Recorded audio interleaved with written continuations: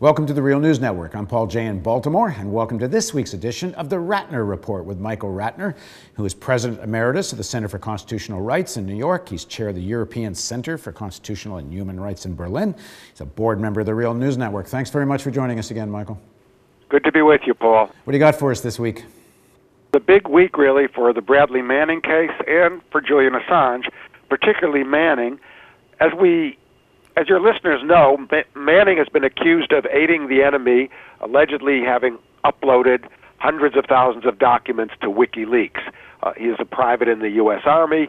He is now at Fort Meade in prison, and his court-martial is proceeding, but in short spaces, a few days every month, and then starting in January or February, the full court-martial proceeding will go forward.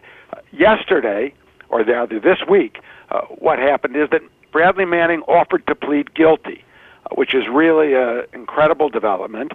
He made an offer to plead guilty to certain charges, but not the main charges against him. The main charges being aiding the enemy, which actually has the potential for a death penalty, espionage charges, hacking computers, etc. He apparently made an offer to plead guilty to mishandling government or classified files. We don't know exactly, but that would, of course, carry a much lower charge. Now, what's interesting about that plea, it's, of course, the first time that Manning has, if you want to call it that, admitted to taking documents and uploading them to WikiLeaks. But more importantly, it's an effort to finally try and move the government a little bit, because up until this time, the government has been unwilling to negotiate with Manning on a plea. They've said, well, 40 years or something, we'll throw this at him, because the government has wanted to get Manning, if he knows anything, to testify against Julian Assange and WikiLeaks. So the lawyer for Manning, David Coombs, came forward with this plea to mishandling government documents. Now, what's most interesting about a case like this in the military is that plea does not have to be accepted by the judge. The judge is being asked to accept that plea. Hopefully, for Manning, or at least that's from his lawyer's point of view, and Manning, that she will accept it. Even if she accepts it, what's even more interesting is the prosecution can still go ahead and try and prove a more severe case against Bradley Manning. Put that into this context. Manning also made a choice yesterday to be tried only by the judge and not by what in the military we would call a jury, but other privates and other officers who would constitute a jury. So he waived any possibility of a trial by other people, jury, and is going before the judge. So it looks to me from sitting here that he's making his best effort to get the lowest sentence possible, pleading to the lowest kind of thing he can plead to, hoping the judge can accept that, and then the trial will be done with, and he'll get a much shorter sentence than the 40 years the government is doing.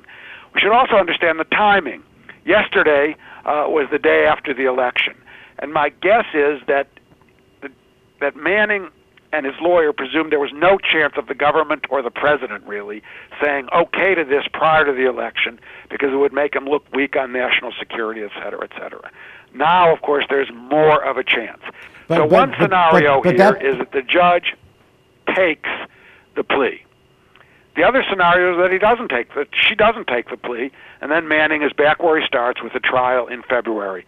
My guess is that something's happening here, because ultimately I don't think the government wants a long trial in February in which tens of thousands of documents come out, with a lot more media attention to this case. I think if they can get Manning a sentence on a plea, they'll do it. The question is, will they give up Manning's testimony against Julian Assange, assuming he knows anything?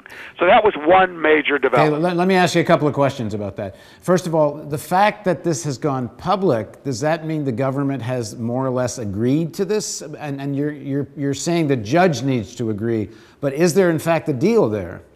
It's a good question. The answer to that, as far as we know, is no. That this plea was made outside of the government. We don't know that, but I think so. Because from what we knew before is the government was unwilling to deal with less than something like 40 years in this case, and unwilling to back down at all. So I don't think the government is involved in this, and the government may well say, we reject this, even if the judge says yes. In that case, the government can go ahead and prove its case, but also in that case, the judge is the decider of the facts and may just decide, look, this guy was willing to plead guilty to this, I'm going to give him a sentence based on that, and not on what the government tries to prove. So it seems to be an interesting tactic from Manning's and David Coombs' point of view. Okay, go on. What else caught you this week? Oh, actually, let me ask you one more question before I do that. The idea that they might be more likely to do this after the election because Obama didn't want to look weak on national security and such, but the Obama record on whistleblowers ain't so good, is it? It's a disaster. And I'm not saying they would let Bradley Manning off. Their record on whistleblowers is 6 already, which is twice what all other prior administrations has done with regard to prosecutions for whistleblowers. So it's bad. Their secrecy is bad, and certainly they want to make a lesson out of Bradley Manning. But it may be enough of a lesson to give him 10 years and not to give him life. But we don't know what they're thinking. Right. On the other hand, Julian Assange comes into this case right Actually, at this point. Michael, let me just add one thing. Let me add one thing quickly, because in the introduction I neglected to say you are the U.S. attorney for Julian Assange, but go on. Yes, that's correct. I do represent Julian Assange and WikiLeaks in the United States. And what came out at the trial yesterday also has an impact on Julian Assange in a couple of ways.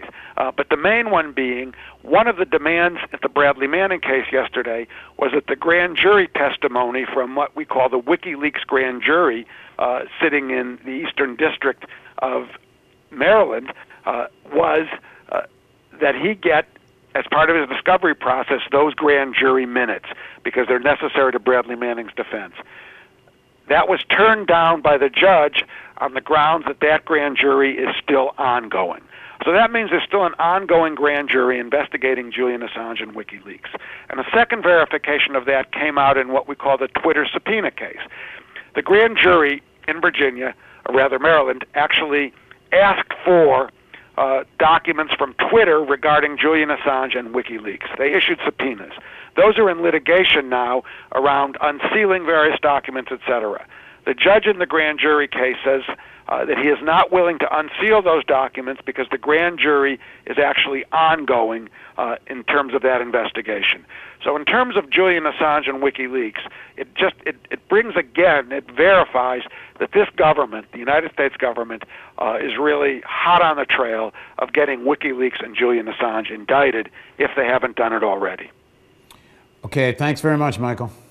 Thank you very much, Paul. See you next week, and join us next week for Michael Ratner's report on the Real News Network.